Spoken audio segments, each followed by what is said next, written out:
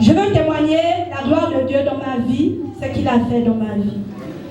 Premier témoignage, je souffrais de démangeaisons vaginales chroniques. Vraiment, pour les femmes, on préfère souffrir du palu que de souffrir des démangeaisons vaginales. Vraiment, c'est embêtant. Parce que même devant les gens, tu n'as pas de paix. C'est-à-dire, je m'asseyais, même au travail, c'était compliqué. Et ça me dérangeait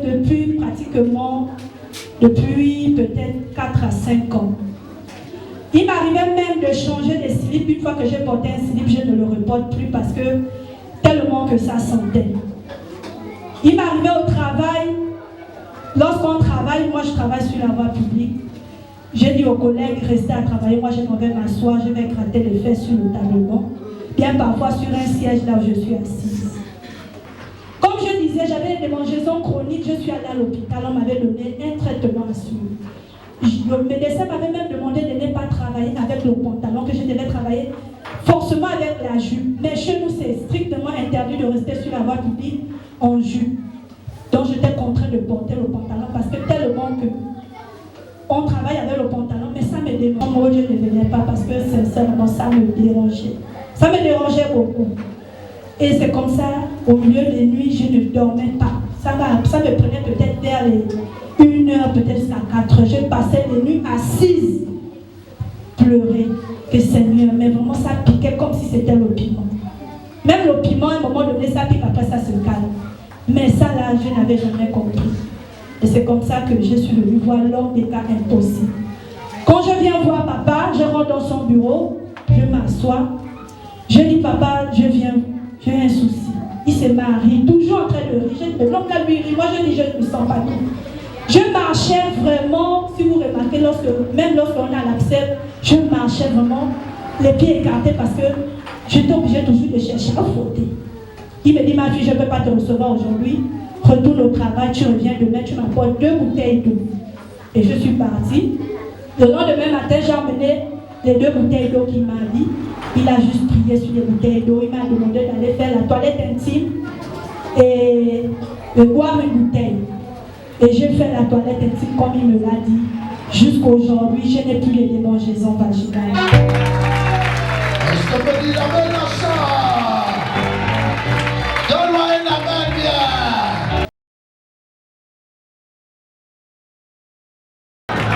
Écoute, l'histoire là, il y a des gens de l'église, ceux qui viennent pour délivrance, qui connaissent comment elle est arrivée. Amen. Amen. L'événement qu'elle traverse, la délivrance, les franchir là, c'était compliqué. Seul, il y a le protocole qui était avec moi. Il avait des problèmes. Ces problèmes qu'elle avait, elle ne pouvait pas réussir. Elle ne peut pas avancer. Elle ne peut pas aller très loin. Amen. Amen. Même le canon là, le jour où on a fait la délivrance, j'ai prophétisé à la salle qu'aujourd'hui là, l'année là, dans 3 mois, on va te monter. Il y avait une femme qui était assise sur ce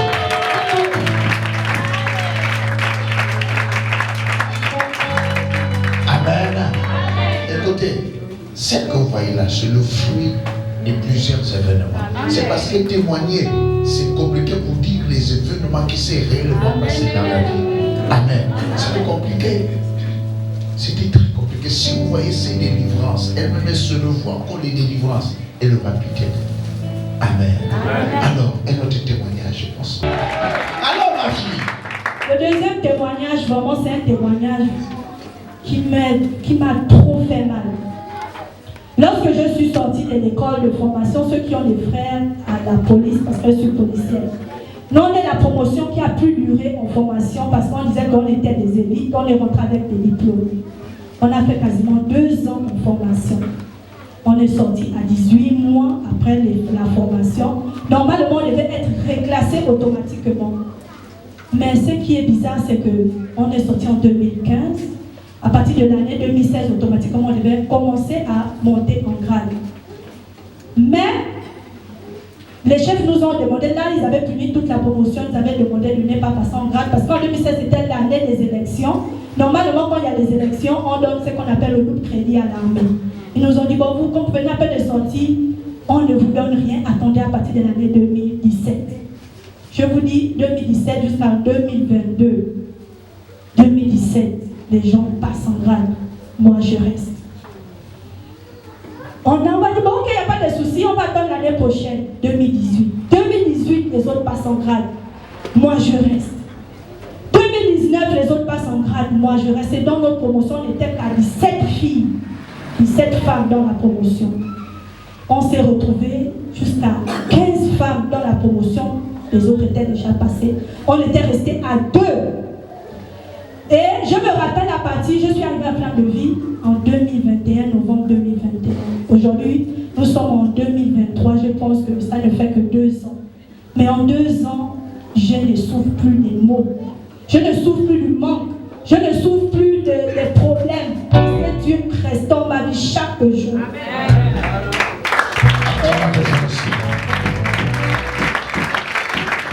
2020, pareil, 2021, par le canal d'une soeur, d'une belle-sœur même, maman Charlie. Elle m'a dit, franchement, je sais que tu pries beaucoup. Viens d'avoir Plein de Vie. Je suis arrivée novembre 2021. Janvier 2022, on donne les galons. Je ne passe pas. Qu'est-ce qui ne va pas? On est toujours resté à 2. C'est comme ça que même un chef m'appelle dans son bureau, puisque lorsqu'on propose en grade, c'est les chefs qui proposent. C'est comme ça qu'il m'appelle dans son bureau. Il me dit, non, là, il faut te laver le corps à la main, parce que je ne comprends plus. Depuis pratiquement 3 ans, je te propose en grade et tu es parmi les anciennes. Laquelle t'as trouvé? Toi, tu es de la 11. Comment se fait-il chaque année, je te propose et tu ne passes pas en grade? Qu'est-ce qui ne va pas? Je dis, lieutenant, je ne sais plus ce qu'ils vont faire, mais je sais une chose, chaque chose a son temps avec Dieu. Et je sais que mon temps va arriver. Et je suis venue voir papa, j'étais même assise à la porte ce jour, papa passait. Je dis à papa, papa, 2022, 2 janvier 2022, je me rappelle, je dis papa, je n'ai pas eu. Il m'a tapé à l'épaule, il m'a dit, ma fille, laisse ça aller. L'autre chose, ma fille, fais d'abord les travaux. Je n'ai pas réfléchi, je n'ai pas raisonné. J'ai fait les travaux. J'ai laissé le projet que j'avais. J'ai suivi ce que mon père m'a dit. Et j'ai fait les travaux. Au sorti des travaux, il m'a dit, ma fille, au sorti de ces travaux, tu verras une gloire. Tu verras la gloire de Dieu dans ta vie. Et on est rentré dans l'année 2022 avec le thème « L'humilié sera relevé ». Tous les jours, Seigneur, relève ma tête. Seigneur, relève ma tête. Même s'il y a une personne, Seigneur, il n'y a que moi. On est resté à 2 dans toute la promotion. Même au travail, je deviens la risée. Avec les autres, on travaille. Parfois, vous êtes sur la voie publique, les autres, ils sont déjà montés. Quand ils sifflent le cas, chez nous, on ne dit pas le véhicule, on dit le cas. Quand ils sifflent le cas, tu écoutes seulement, ils montrent le contrevenant, le grade. Ça me frustrait, ça me faisait beaucoup mal. Et à chaque fois, même les parents t'appellent, oh, mais toi tu attends quoi, J'ai dit, ma saison n'est pas encore arrivée, j'attends ma saison. Et c'est comme ça que, quand décembre arrivait, vraiment, j'étais stressée. Parce que c'est la période là où on commence à comment on appelle ça, faire les commissions pour les galons, j'étais stressée. J'ai dit à Dieu, Seigneur, si tu as dit l'humilié sera relevé, Seigneur, relève ma tête. C'est comme ça qu'on nous appelle au travail le 31, on a été consignés parce que chaque 31, tous les corps sont consignés. Moi, j'ai dit, je ne pars pas. Je passais le peu mon Dieu. Et quand j'arrive, pendant qu'on était dans l'attente de la traversée, on m'appelle, même pas qu'on m'appelle, je vois mon téléphone, WhatsApp, ça bip bip, ça sonne. Quand je regarde, la liste de l'avancement en grade, je vous jure qu'il n'y a pas un stress qui m'a pris le 31. J'ai stressé au point que s'il fallait même pisser dans le slip, je devais pisser. Je commence à regarder dans les listes, je regarde, parce que lorsque tu cherches, ne cherche pas, tu cherches là où il y a la lettre alphabétique de ton nom. Je regarde là où il y a la lettre alphabétique de mon nom, N-Y. Je vois Nyamba, je vois les Niabibé, je vois ceci, cela, je ne vois pas Nyoba.